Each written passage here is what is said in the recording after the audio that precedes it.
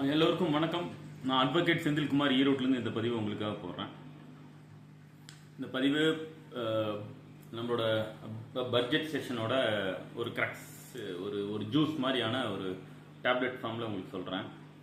2026 ஆண்டுக்கான union பட்ஜெட்டோட outcome என்னன்னு கேட்டிங்கன்னா, இது வந்து பேடுன்னு சொல்ல முடியாது, பிளாக் பஸ்டர்னு சொல்ல முடியாது, நியூட்ரலான ஒரு பட்ஜெட்டு.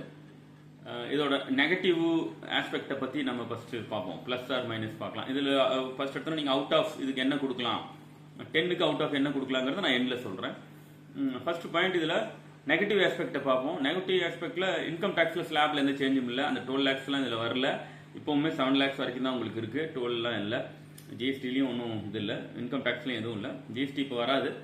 இன்கம் டேக்ஸ் சம்மந்தமாக பெரிய சேஞ்சஸ் எதுவுமே இல்லை. டிடிஎஸ்லையோ டிசிஎஸ்லையோ இன்கம் டேக்ஸ்லையோ ஸ்லாப் சேஞ்சிலையோ எதுவுமே பெருசான கான்சன்ட்ரேஷன் அதில் இல்லை.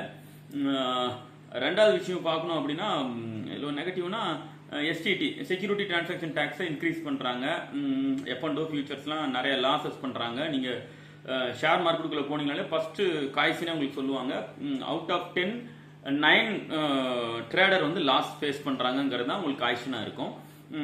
அதை க்ரப் பண்ணுறதுக்காக இவங்க வந்து கொஞ்சம் எஸ்டிடியை இன்க்ரீஸ் பண்ணியிருக்காங்க.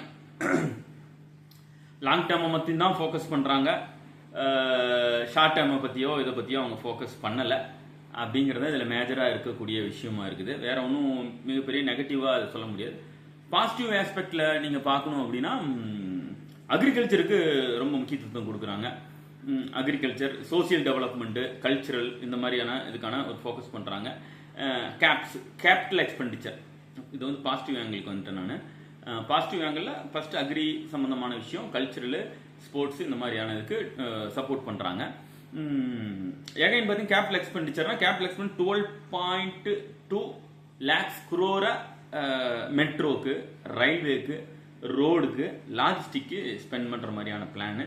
ஸ்கில் டெவலப்மெண்ட்டுக்கான இம்பார்ட்டன்ஸ் கொடுக்குறாங்க. ஸ்கில் டெவலப்மெண்ட், டெக்னாலஜி டெவலப்மெண்ட்டுக்கான விஷயத்தையும் எடுத்துகிட்டு போகிறாங்க.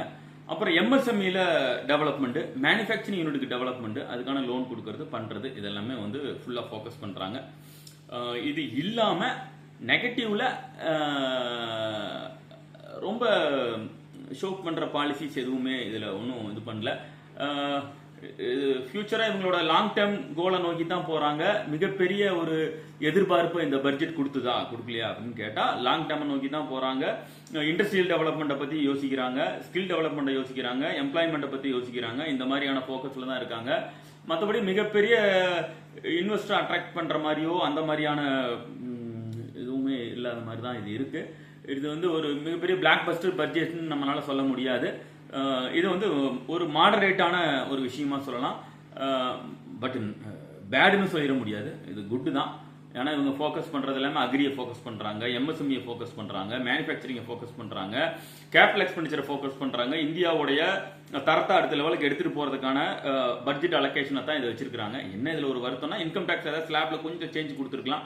12 சொல்லிட்டு இருந்தாங்க, அது டிஸ்கஷன் இருந்துச்சு, அப்ரூவல் ஆகலை. இந்த பட்ஜெட்லையும் அதை எனேபிள் பண்ணலை. அப்படிங்கிற பட்சத்தில் இது வந்து ஒரு